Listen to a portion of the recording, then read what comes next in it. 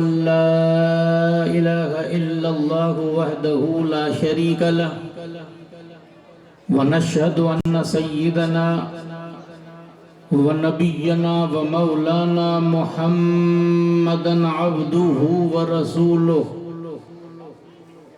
أرسله بالحق بشيرا ونذيرا وداعيا إلى الله بإذنه وسراجا منيرا أما بعد فأعوذ بالله من الشيطان الرجيم بسم الله الرحمن الرحيم قد أفلح من تزكى وذكر اسم ربه فصلى آمنت بالله صدق الله ومولانا العظيم وبلغنا رسوله النبي الأمين الكريم ونحن على ذلك ما قال ربنا على لسان نبينا لمن الشاهدين والشاكرين والحمد لله رب العالمين كما قال الله تبارك وتعالى في عظمت شان محبوبه إن الله وملائكته يصلون على النبي يا أيها الذين آمنوا صلوا عليه وسلموا تسليما اللهم صل على سيدنا نبينا مولانا محمد طب القلوب ودوائها وعافية الأبدان وشفائها ونور الأبصار وضيائها وقوت الأرواح وغذائها وآله وأصحابه وبارك وسلم صلاة وسلاما عليك يا رسول الله صلاة وسلاما عليك يا حبيب الله وعلى آلك وأصحابك یا خیر خلق اللہ نہیں ہے تیرا نشیمن قصر سلطانی کے گنبد پر تو شاہی ہے بسیرا کر پہاڑوں کی چٹانوں میں عقابی روح بیدار ہوتی ہے جب نوجوانوں میں نظر آتی ان کو اپنی منزل آسمانوں میں اور نہ پوچھ ان خرقہ پوشوں کی ارادت ہو دیکھ ان کو ید بیضا لیے بیٹھے ہیں اپنی آستینوں میں اور تمنا درد دل کی ہے تو کر خدمت فقیروں کی نہیں ملتا یہ گوہر بادشاہوں کے خزینوں میں اور بدل جائے نظام ہر عالم کان واحد میں اگر ضد پہ آ جائے کوئی دیوانہ محمد کا کوئی سمجھے تو کیا سمجھے کوئی جانے تو کیا جانے دو عالم کی خبر رکھتا ہے مستانہ محمد کا واجب الاحترام محتر المقام مخدوم گرامی مرتبت پیر طریقت آبرو سنیت حضرت سید پیر معین الدین صاحب قبلہ مدذل العالی پیکر اخلاص و محبت سید پیر انیس میاں صاحب قبلہ واجب الاحترام محتر المقام سید پیر محمد شعیب عالم صاحب قبلہ مدذل العالی دیگر سادات کرام علماء ملت اسلام مشائخ ذو الاحتشام معزز بزرگوں عزیز ساتھیوں عزت باب خواتین اسلام السلام علیکم ورحمت اللہ وبرکاتہ الحمدللہ کافی دیر سے آپ حضرات نے دارالعلوم حقانیہ کے سالانہ اجلاس اور دستار فضیلت کے موقع پر علماء کرام کے روح پرور بیانات مدحان رسول خیر الانام صلی اللہ علیہ وسلم کی زبانی نعتِ رسول مقبول اور منقبتیں سننے کی سعادتیں اور برکتیں حاصل کی حصول برکت کے لیے چند دین کی باتیں کتاب و سنت کے حوالے سے پیش کرنے کی سعادتیں اور برکتیں حاصل کروں رب قدیر کی بارگاہ پاک میں دعا ہے اللہ تبارک و تعالی ان کلمات خیر پر ہمیں عمل کرنے کی توفیق رفیق عطا فرمائے ابھی ہمارے محترم سید معین الدین صاحب قبلہ ارشاد فرما رہے تھے کہ بھئی تعلیم ایک ضروری ہے مذہب اسلام نے یہ تمہیں منع نہیں کہ بے تعلیم دنیا کی مت حاصل کرو دین کی تعلیم تو ضروری ہے لیکن دین کے تعلیم کے ساتھ دنیا کی تعلیم بھی ضروری ہے۔ کوئی شاعر یوں بیان کرتا ہے کہ شمع از پی علم باید گداخت کہ بے علم نتوا خدا را شناخت۔ موم بتی کی طرح علم کے پیچھے انسان جب پگھلے گا تب خدا کی رسائی بندے کو ہوگی۔ اور ایک جگہ ارشاد العلم نور والجہالت ظلمت، بزرگوں کا مقولہ کہ علم روشنی ہے، علم پرکاش ہے، علم نور ہے، اور جہالت اندھیرا ہے۔ اور فارسی زبان کا ایک مقولہ ہے پسر خاند شاہست نا خاند خر، پسر خاند شاہست نا خاند خر، پڑھا ہوا لڑکا بادشاہ ہے اور نہ پڑھا ہوا انسان تو گدھے کی طرح ہے۔ اس غریب کے پشت پہ اگر کتابوں کا بوجھ رکھو تو یہ سمجھے نہیں گا کہ کتاب ہے یا علم ہے۔ علم ہوگا تب انسان اپنی حقیقت کو پہچانے گا، اللہ اس کے رسول کی باتوں کو سمجھے گا، ماں باپ کے ادب اور اساتذہ اور مرشد کے ادب کے وقار کو سمجھے گا۔ میں آپ کو دور لے جانے کی ضرورت محسوس نہیں کرتا۔ جب نبی کریم صلی اللہ علیہ وسلم نے بدر کو فتح کیا تھا، جس کا ذکر قرآن میں رب فرماتا لقد نصرکم اللہ ببدر وانتم ذلہ، اللہ نے بدر کے اندر تمہاری مدد کی جب دو بے سر و سامان تھے۔ تو اس وقت میں 70 مشرکین مکہ قتل ہوئے تھے اور 70 قید ہوئے تھے۔ تو جو قیدی قید ہوئے تھے رسول اللہ نے فرمایا کہ اتنی فدیہ دے دو اور تم اپنے رشتہ دار کو رہا کر دو۔ اب جو قیدی ان میں سے غریب تھے ان کے پاس فدیہ نہیں تھا، تو آقا دو جہاں صلی اللہ علیہ وسلم نے فرمایا کہ تم میں سے ایک شخص میرے 17 صحابہ کو پڑھا دے۔ اب تاریخ کا مطالعہ کرو، اب پڑھانے والا کون ہے یہ نہیں دیکھا کہ یہ تم ان سے حاصل کرو۔ نبی کریم صلی اللہ علیہ وسلم فرماتے العلم الحکم الکلمت حکمت الکلم، فرماتے الحکمت کلمت دالت المومن، فرماتے کہ حکمت کی باتیں، نصیحت کی باتیں، خیر خواہی کی باتیں، علم کی باتیں مومن کی گمشدہ چیز ہے۔ اور کوئی یوں بیان کرتا ہے مردرا باید پند گیرش بگوش گر نصیحت نوشت بر دیوار، دیوار پر اگر لکھی ہوئی باتیں ہیں تو انسان کو اس سے نصیحت و عبرت حاصل کرنا چاہیے۔ آقا دو جہاں صلی اللہ علیہ وسلم فرماتے ہیں کہ میری طرف سے تم لوگوں کو پیغام پہنچا دو، اگر ایک لفظی صحیح ہو۔ آپ یہاں تک فرماتے ہو بلغ الشاہد منکم الغائب فرب مبلغ او من سامع او کما قال، آپ فرماتے میری باتیں جو حاضر ہے وہ غیر حاضر تک پہنچا دے۔ آپ فرماتے بسا اوقات ایسا ہوگا تھا جو بات مبلغ تک پہنچتی ہے وہ سننے والے سے زیادہ محفوظ رکھتے ہیں۔ میں دین کی باتیں پیش کر رہا ہوں، میں مبلغ بنا، میری باتیں سننے آپ سامع بنے، اور جت تک آپ نے لوگوں کو باتیں پہنچائی وہ کیا بنے؟ مبلغ بنے۔ تو علم ایک ایسا خزانہ ہے، مولا کائنات حضرت علی شیر خدا کرم اللہ وجہ الکریم فرماتے جمیل علو فی القرآن ولیکن تقاصر عنہ افہام الرجالی، کائنات کا ایسا کوئی علم نہیں، کائنات کا ایسا کوئی خزانہ نہیں جو تمہیں قرآن میں نہ ملے، لیکن انسان کی عقل اس بات کے سمجھنے سے ناقص اور قاصر ہے جو کلام ربانی کو سمجھ سکے۔ اور کہیں فرماتے ہیں ردینا قسمت الجبار فینا للا علم وللجہال مالو، فرماتے ہیں ہم ربار کی قسمت پر راضی ہوئے، جاہلوں کو مولا نے مال عطا فرمایا، ہمیں علم کی دولت سے مولا نے مالا مال کیا۔ آپ مزید فرماتے ہیں صبح سے شام تک اگر مال اور دولت کے ڈھیر پر تو بیٹھا رہے اور پھر ایک ایک درہم تو شام تک دیتا رہے، شام سے پہلے وہ ڈھار مال کا ختم ہو جائے گا۔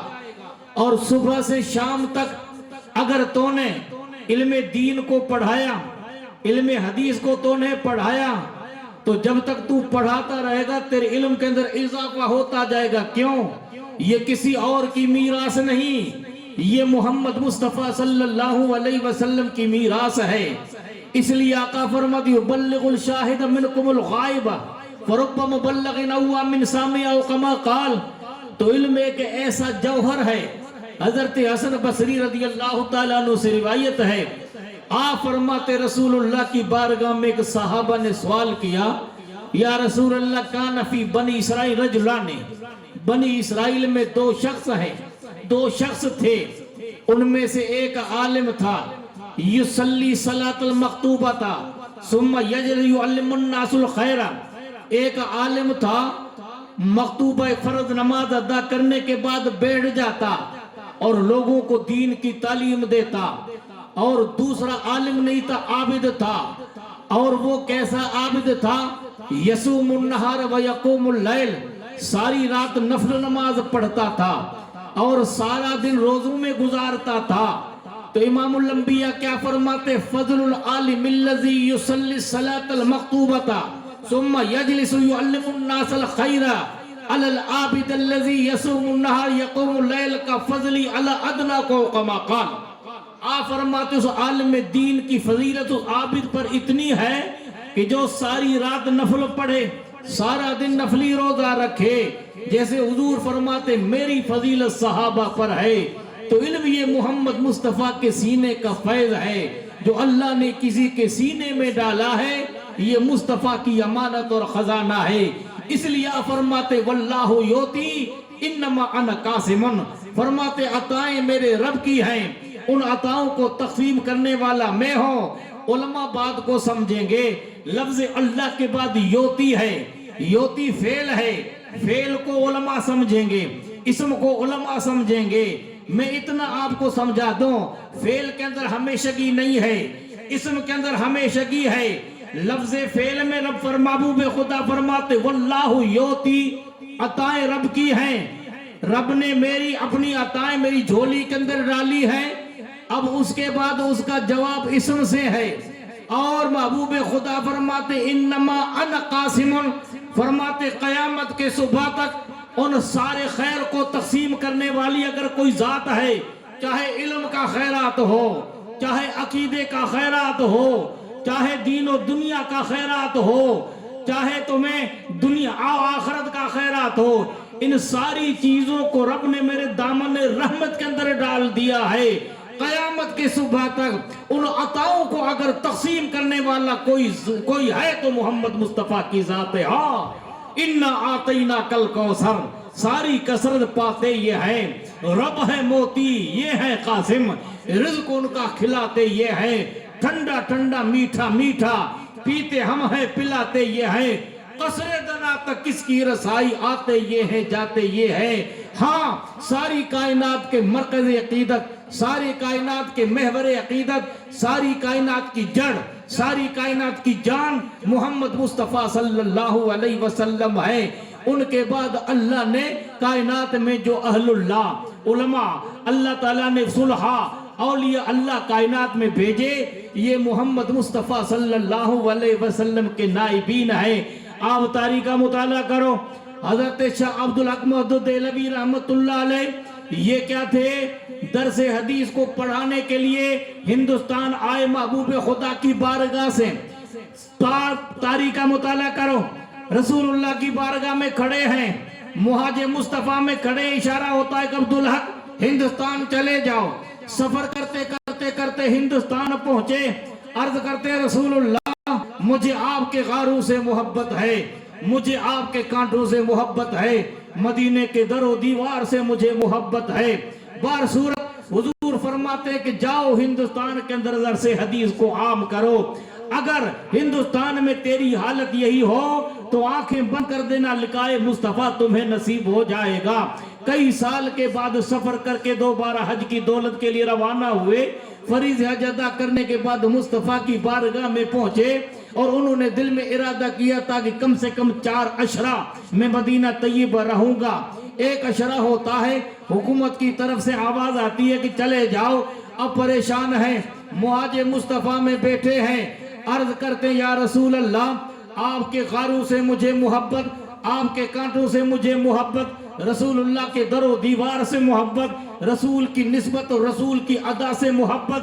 کوئی شاعر یوں بیان کرتا ہے پائے سگ بوسید مجنو گفت خلق ایچ بودو گفت ای سگے در کوچ لیلا گاہ گاہے رفتہ بودو مجنو نے میلا کے گلیوں میں گھومنے والے کتے کے قدم چومے تو لوگوں نے کہا کہ کیا بلے وسیع ہے کہنے لگا کہ میں لیلا کا میں مجنو پر عرض کرتے ہیں اس کتے کا اس لیے قدم چومتا ہوں کو لیلا کے گلیوں میں گھومتا ہے ارے ہم سے تو مجنو اچھا جو لیلا کی گلیوں میں گھومنے والے کتے کی قدر کرے ہم محبوب خدا سرور کائنات صلی اللہ علیہ وسلم کے دربار پاک سے نسبت رکھنے والی چیزوں کی قدر و قیمت نہ کریں آقا دو جہاں صلی اللہ علیہ وسلم کا جلوہ نصیب ہوتا ہے رو کے عرض کرتا ہوں سرکار مدینے کے غاروں سے مجھے محبت ہے حضور فرماتے گھبرانے کی بات نہیں 4 عشرے میں سے 3 عشرے تو نے یہاں 3 عشرے میں 4 عشروں میں سے 1 عشرہ تو نے یہاں گزارا باقی 3 عشرے اجمیر شریف میں گزار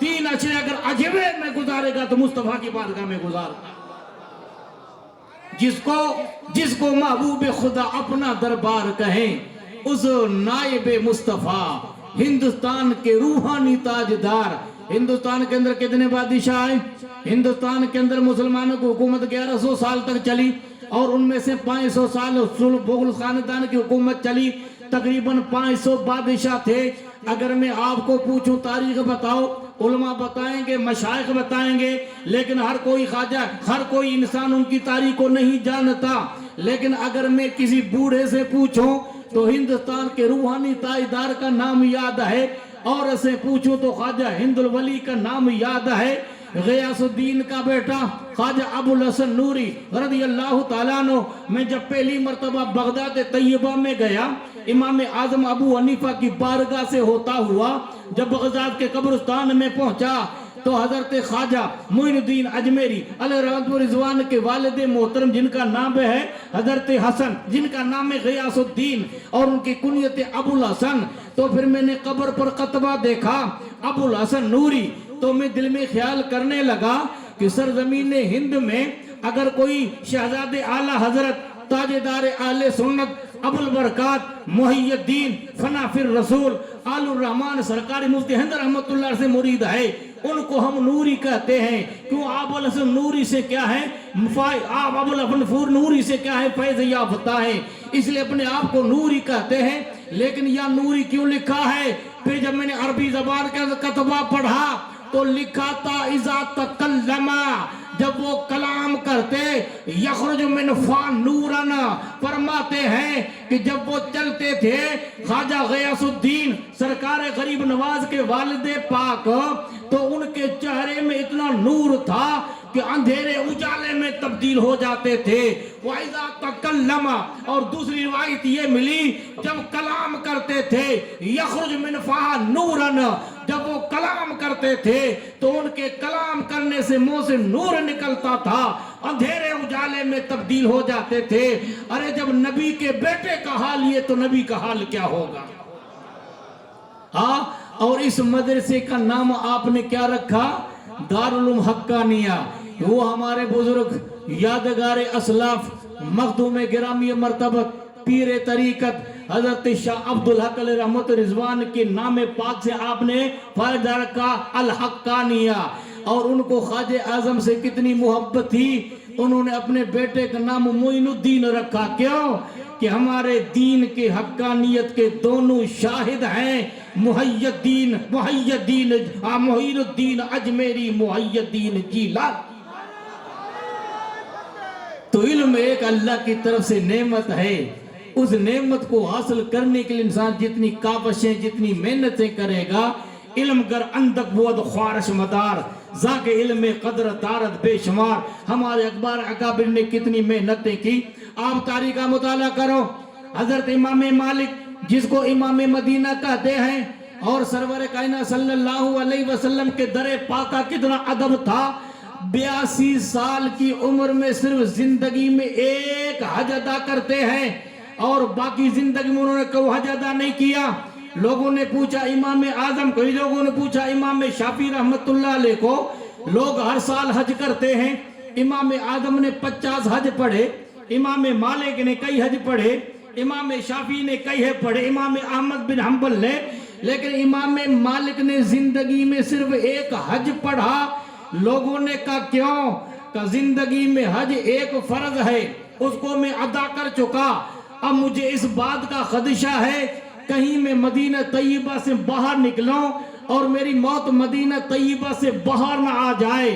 کیوں؟ آقا فرماتے ہیں من زتا منکم یمت فی المدینہ فلیمت ہو من مات فی المدینہ انی لہو شفیع و شہید یوم القیامہ۔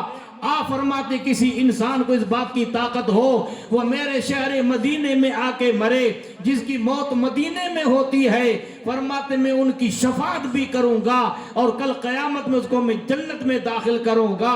اس لیے امام مالک رضی اللہ تعالیٰ عنہ فرماتے ہیں میرا عقیدہ یہ ہے کہ رسول اللہ کا قرب نصیب ہو جائے، رسول اللہ کا مجھے جوار نصیب ہو جائے۔ ہاں یہ تمنا کس نے کی تھی؟ سرکار فاروق اعظم نے تمنا کی تھی۔ ہر نماز کے بعد فاروق اعظم رب کی بارگاہ میں ہاتھ اٹھا کر دعا کرتے تھے اللہم ارزقنی شہادتن فی سبیلک وجعل موتی ببلد حبیبک۔ اے پروردگار میں تیری راہ میں شہادت مانگتا ہوں اور موت مدینے میں مانگتا ہوں۔ لوگوں کو تعجب ہوتا تھا آپ شہادت بھی مانگتے ہیں اور موت بھی مدینے میں مانگتے ہیں۔ شہادت کی موت تو میدان کارزار میں ہوتی ہے، لیکن دل سے جو دعا نکلتی اثر رکھتی ہے، پر نہیں طاقت پرواز مگر رکھتی ہے۔ سرور کائنات صلی اللہ علیہ وسلم کے عشق و محبت میں جو دنیا سے فنا ہوتے ہیں، شاعر یہ کہتا ہے ہرگز نہ میرد آنکھ دلش زندہ شد با عشقو۔ ارے جو مصطفیٰ کے دین میں فنا ہوا، جو مصطفیٰ کی محبت میں فنا ہوا، آج خواجہ اعظم کی سیرت کا مطالعہ کرو۔ 97 سال کی عمر میں جب خدا کا بندہ دنیا سے الوداع ہوتا ہے تو آپ کی پیشانی پر جلی حرفوں سے لکھا ہوتا ہے ھذا حبیب اللہ مات فی حب اللہ۔ یہ اللہ کا دوست تھا اور اللہ کی محبت کے اندر دنیا سے فنا ہوا۔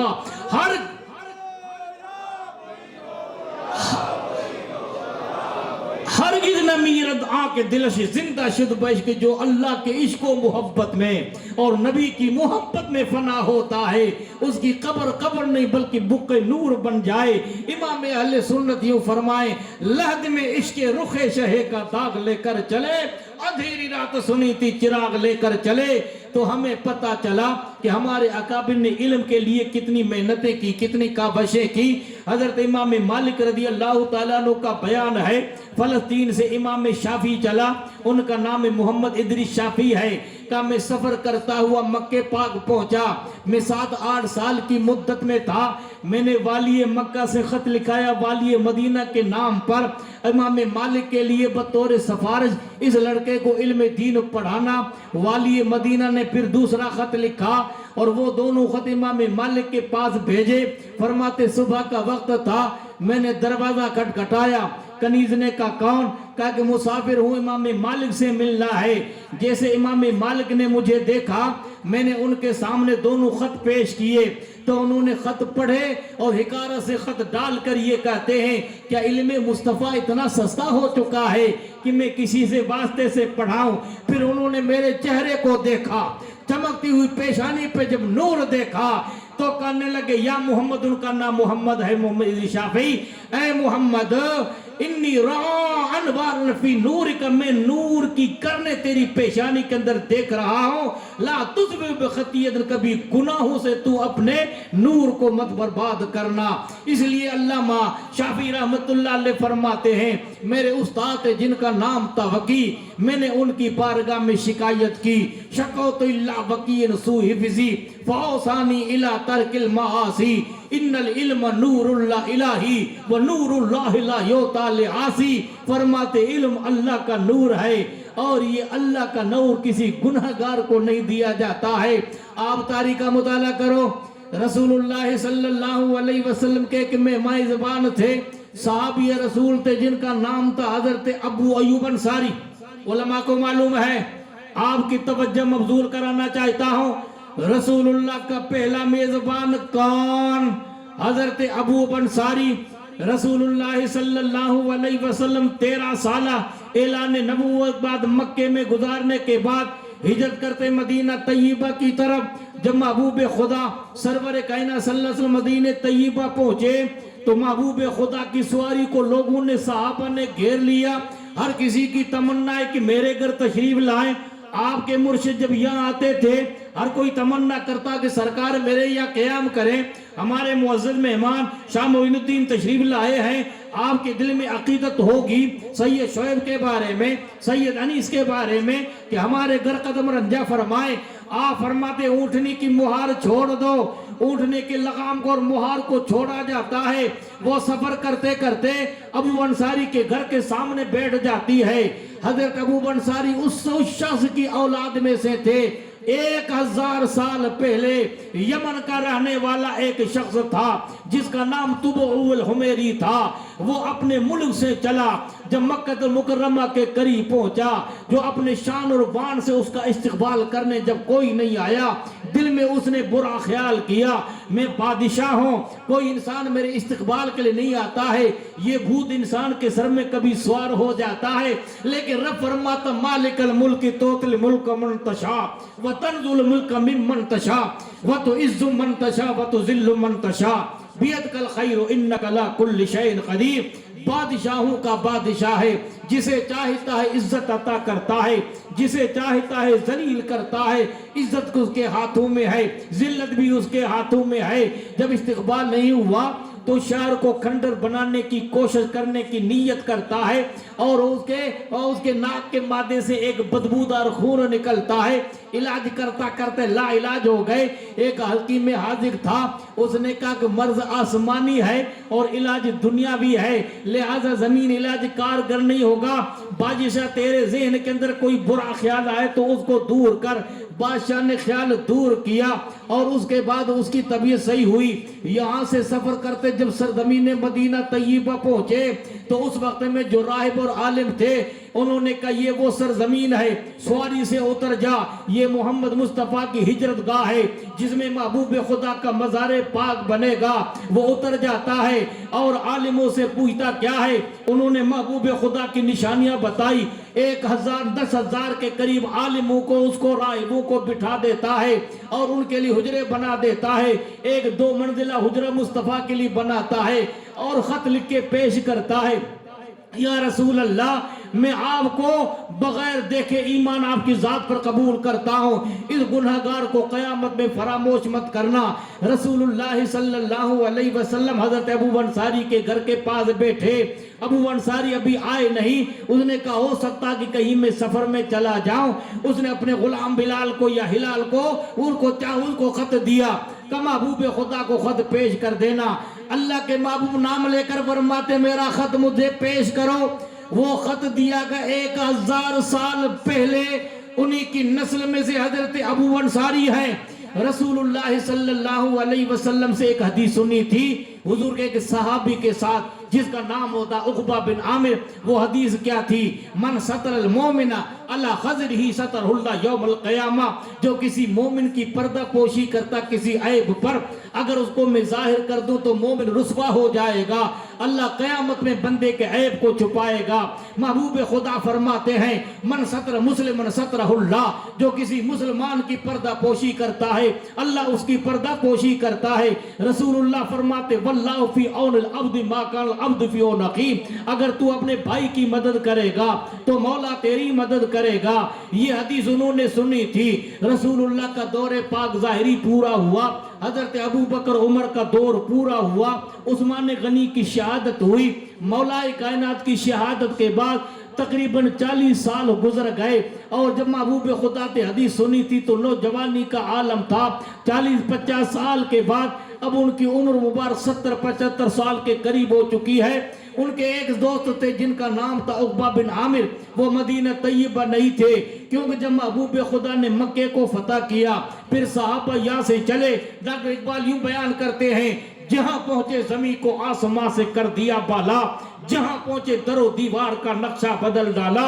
کوئی توران گیا, کوئی ایران گیا, کوئی بلخ گیا, کوئی بخارا گیا, کوئی کوفہ گیا, کوئی حمص گیا, کوئی حلب گیا, کوئی حمص گیا, کوئی مصر گیا, کوئی شام گیا, کوئی فلسطین میں آباد ہوا.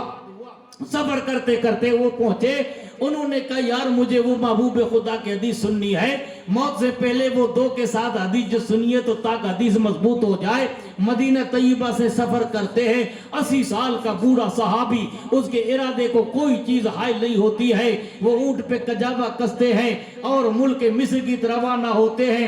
سفر کرتے مصر کے والی کے پاس پہنچے، دروازہ کھٹکھٹایا، وہ تابی تھا، اس کا نام مخرمہ تھا۔ اس نے کہا کہ بھئی مہمان آئے، تو کہا نہیں مہمانی کے لیے نہیں، دلنی علی بیت عقبہ بن عامر، مجھے عقبہ بن عامر کا گھر بتاؤ۔ عقبہ بن عامر کا گھر بتایا گیا، انہوں نے اپنے ہم عمر صحابی کو دیکھا، بغلگیر ہو کر صحابہ سے ملتے ہیں اور ان کی مہمان نوازی کی تیاری کرتے ہیں۔ تو عقبہ بن عامر کو ابو انصاری نے کیا کہا؟ واللہ ما جئت لضیافت، میں نے ضیافت کے لیے میں نہیں آیا ہوں، ولکنی سمعت حدیث النبی صلی اللہ علیہ وسلم لم یبق غیری وغیرک، میں نے ایک حدیث مصطفیٰ کی سنی تھی مدینہ طیبہ میں، ہم دونوں نے ساتھ میں سنی تھی، اب کوئی تیسرا صحابی نہیں ہے جس سے میں پوچھوں وہ تجھے حدیث یاد ہے؟ حضرت عقبہ بن عامر کہتے ہیں کون سی حدیث؟ کہتے سمعت النبی صلی اللہ علیہ وسلم، میں نے مصطفیٰ کے زبانی سنا، جو کسی مومن کی پردہ پوشی کرتا ہے عیب ظاہر کیا جائے گا تو رسوا ہو جائے گا، اللہ اس کے عیب کو قیامت میں چھپائے گا۔ کہا ہاں یہ حدیث میں نے سنی ہے۔ پھر اس طرح حدیث بیان کی، 1 مہینہ لگ جاتا ہے، 1 مہینہ واپس آنے میں لگ جاتا ہے، ایک حدیث کے لیے 2 مہینہ سفر کرتے ہیں۔ یہ چمن آپ کے سامنے ہمارے بزرگ نے تمہارے لیے پیش کر دیا ہے، نہ کسی کا کوئی خرچہ لگتا ہے، نہ کسی کو سفر کرنا پڑتا ہے، انہوں نے یہ زندگی کے چراغ روشن کیے۔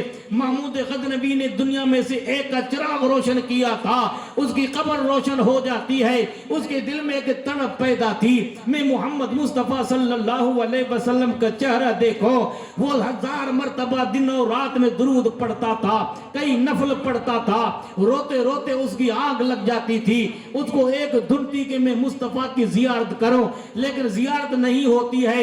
اتفاق ایسا ہوا اس کی فوج جب واپس روانہ ہوئی، مشل بردار بچوں میں مشل برداروں نے دیکھا اس کی روشنی کے اندر ایک بچہ دوڑتا ہوا کسی چیز کو پڑھ رہا ہے۔ محمود غزنوی قریب پہنچے اپنے محل کے تو بچہ رک جاتا ہے، فرماتے اس بچے کو آواز دو، ہے کیا مسئلہ؟ بچہ بلایا گیا تو فرمایا بیٹا یہ کیا ہے؟ کہ جب آپ کی فوج یہ مشن لے کر جاتی ہے، ایسی لائٹیں نہیں تھی تو اس کی روشنی میں میں کتاب کو یاد کرتا ہوں، اگر سبق یاد نہیں کرتا ہوں صبح کو استاد کی مار ملتی ہے، اس وجہ سے میں روشنی کے اندر اپنے سبق کو یاد کر لیتا ہوں۔ محمود غزنوی کے آنکھوں میں آنسو آئے، کہا کہ میری حکومت میں اتنا محتاج یتیم بچہ کا تیرا باپ کا سایہ اڑ چکا ہے، جیسے خواجہ ہند الولی کے سر سے ظاہری اعتبار سے باپ کا سایہ اڑ چکا تھا، ایک باغ ملا تھا ان کو بطور وراثت، اس باغ کی رکھوالی کر رہے تھے، مجذوب وقت ابراہیم قندوزی وہاں سے چلے، ان کی پیشانی کو دیکھا تو علامہ سعدی فرماتے ہیں بالائے سرش ہوش مندی میں تافت ستارہ پر بلندی، ان کی روشنی میں جب چمکتا ہوا نور دیکھا، فرمایا بیٹا کیا کرتے ہو؟ کہا کہ میں باغ کی رکھوالی کرتا ہوں۔ کہا اس باغ کی رکھوالی تو کرو، تمہارے جانا محمد مصطفیٰ نے جو دین کا باغ لگایا ہے اس کی رکھوالی کون کرے گا؟ سارا اثاثہ اللہ کے راہ کے اندر خرچ کر دیتے ہیں اور بخارا کے قریب پہنچتے ہیں۔ حسام الدین بخاری سے، جلال الدین بخاری سے آپ ظاہری سبق پڑھتے ہیں، 19 سال کی عمر تک ظاہری سبق پڑھتے رہے، ابھی بھی ان کے دل کے اندر ایک تڑپ باقی ہے۔ کیوں؟ پیرنا بغزی کی بے پیری سفر، ہست پر آفاتا پر وطر، رب قرآن میں فرماتا ہے ابتغوا الیہ الوسیلہ، اللہ تک پہنچنے کے لیے کسی وسیلے کو تلاش کرو۔ یہ ظاہری انسان کو ہدایت کی راہ بتاتا ہے، لیکن انسان اپنی منزل کو نہیں پاتا ہے، اور انسان منزل کب پاتا ہے؟ اللہ محروم کو منزل مل جاتی ہے تو فرماتے قال را بگزار مرد حال شو، پیش مرد کامل پامال شو، فرماتے ہیں اس ظاہری گفتگو کو چھوڑ اور اللہ والوں کی قدموں کی دھول بن جا۔ جب جب انسان اللہ والوں کے قدموں کی دھول بن جاتا ہے تو انسان کو منزل مل جاتی ہے۔ پھر ظاہری علم پڑھنے کے بعد باطنی علم حاصل کرنے کے لیے خواجہ عثمان ہارونی کے وہاں پہنچے۔ 25 سال تک مرشد کے قدموں کو وہ سیدھا کرتے ہیں، یہاں سے سفر کرتے ہیں حرمین طیبین کی طرف۔ حتیم کعبہ میں کھڑے ہیں، ندا آتی ہے معین الدین محبوب گردانم، میں نے معین الدین کو اپنا محبوب بنایا۔ بارگاہ مصطفیٰ میں کھڑے ہیں، مہاج مصطفیٰ ہے، امام اہل سنت فرمائے خوب آنکھوں سے لگایا غلاف کعبہ، قصر محبوب کے پردے کا جلوہ دیکھو۔ عثمان ہارونی فرماتے ہیں رسول اللہ کی بارگاہ میں سلام کر، ادب سے سر جھکا کر کہتے ہیں السلام علیک یا رسول اللہ۔ مزار پاک مصطفیٰ سے آواز آتی ہے وعلیکم السلام یا امام المشارق والمغارب، مشرق و مغرب کے امام تم پر سلام ہو۔ ارے مزار مصطفیٰ سے جس پر نام کا سلام آوے اس کا حال کیا ہوگا، نائب مصطفیٰ کا حال کیا ہے۔ ہندوستان کا روحانی تاجدار کہے جب غازی بن غوری کی فوج بھاگتی ہوئی ملتان کے قریب پہنچی تو خواجہ سفر کر کے آ رہے تھے، انہوں نے کہا کہ وہ بڑا ایک ظالم بادشاہ ہے، اس سے تم مقابلہ نہیں کر سکتے ہو، کہ تم اپنے ہتھیاروں پر بھروسہ کر کے چلے تھے، ہمیں اپنے ہتھیاروں پر بھروسہ نہیں، ہمیں مصطفیٰ کی محبت اور خدا کی اطاعت میں بھروسہ ہے۔ ارے یہی بندے مومن مصطفیٰ کی اطاعت کو لے کر جب دنیا میں چلے تو ڈاکٹر اقبال یہ بیان کرتے ہیں یقیمہ کم عمل پہ ہم محبت فاتح عالم، جہاد زندگانی میں یہ مردوں کی شمشیریں کو جو کہ یقین پیدا تو کر سکتی ہے زنجیریں، نگاہ مرد مومن سے بدل جاتی ہے تقدیریں۔ تو اہل اللہ کو اپنے دال سے وابستہ ہونے کے لیے قدرت نے حکم دیا ابتغوا الیہ الوسیلہ، اللہ تک پہنچنے کے لیے وسیلے کو تلاش کرو۔ اس کو میر محمد عارف کھڑی رحمت اللہ علیہ اپنے پنجابی زبان میں یوں بیان کرتے ہیں ہر کوئی آنکھیں راہ دے میری آنکھاں راہ دے، بن مرشد نو راہ نہیں ملتی مربسی بچ راہ دے۔ میں بیان کر رہا تھا محمود غزنوی نے یہ کہا اور اس کے لیے مشل دے دی کہ اس کی روشنی کے اندر تو کیا کرتا، دین کی تعلیم حاصل کرتے رہنا، اور جب یہ مشل پوری ہوگی دوسری مشل تیرے پاس آتی رہے گی۔ اسی رات نماز تہجد کے بعد درود پڑھتے پڑھتے آنکھ لگ جاتی ہے، بخت کی آنکھ لگتی ہے، یہ آنکھ لگتی ہے، بخت کی آنکھ کھلتی ہے، گلیاں خوشبو محمدی سے معطر ہو جاتی ہے، گھر بقع نور بن جاتا ہے۔ کسی نے کہا کہ مصطفیٰ کی سواری آ رہی ہے، محمود غزنوی خواب کے اندر محبوب خدا کے حسین چہرے کو دیکھتے ہیں، آپ فرماتے سبکتگین کے بیٹے تجھے کیا چاہیے؟ سرکار اتنے دن ہو گئے میں آپ کی زیارت کے لیے تڑپ رہا تھا۔ رسول اللہ فرماتے میں تیرے سجدے تہجد سے واقف تھا، میری بارگاہ میں جو درود پہنچاتا تھا اسے بھی میں واقف تھا، لیکن آج دین کے ایک یتیم طالب علم کا تو نے چراغ روشن کیا، رب نے تیرے دین کو بھی روشن کیا اور تیری قبر کو بھی مولا روشن کرے۔ محمود غزنوی نے ایک چراغ روشن کیا تھا، ہمارے شاہ نے نہ معلوم کتنے چراغ روشن کیے ہیں۔ کوئی شعر بیان کرنے والا یوں بیان کرتا ہے ابر رحمت تیری مرکز پر گوہر باری کرے، شان کریمی حشر تک ناز برداری کرے۔ میں عرض یہ کر رہا تھا علم نبی کریم صلی اللہ علیہ وسلم کی دولت اور امانت ہے، رب قدیر نے جس کو یہ دولت عطا فرمائی رب کی قسم اس کی شان بلند و بالا ہے۔ رب قدیر قرآن میں فرماتا ہے وقت کی قلت ہے، میں آپ کو میں مجبور نہیں کر سکتا، آخری بات آپ کے سامنے پیش کر کے اپنی گفتگو کو پورا کر دوں۔ رب فرماتا کہ اگر تمہیں کامیاب ہونا ہے، قرآن کریم میں مختلف جگہوں پر اللہ نے کامیابی کا ذکر کیا، کہیں مولا فرماتا اتقوا اللہ وابتغوا الیہ الوسیلہ وجاہدوا فی سبیلہ لعلکم تفلحون۔ ایمان والو اللہ سے ڈرو، رب تک پہنچنے کے لیے وسیلے کی تلاش کرو اور اپنے نفس سے مجاہدہ کرو، تم کامیاب ہو جاؤ گے۔ کہیں اللہ نے قرآن میں فرما قد افلح من تزکا، بے شک کامیاب وہ ہوا، بامراد وہ ہوا جس نے اپنے پاک نفس کا تزکیہ کیا اور رب کی بارگاہ میں جھکا اور عبادت کے ساتھ ذکر کرتا رہا، وہی انسان کامیاب ہوتا ہے۔ کسی نے پوچھا تھا خواجہ داتا گنج بخش لاہوری رحمت اللہ علیہ کو، میں جب پہلی مرتبہ گیا تھا پاسپورٹ اور ویزا سے 88 کے اندر اس وقت کے اندر میں نے کتبہ لکھا ہوا پایا، چلہ غریب نواز، خواجہ غریب نواز کا چلہ ہے، پائنتی کی طرف بیٹھتے ہیں اور 40 دن تک وہ مقصود چلہ کر کے داتا کی بارگاہ سے کیا فیض حاصل کیا۔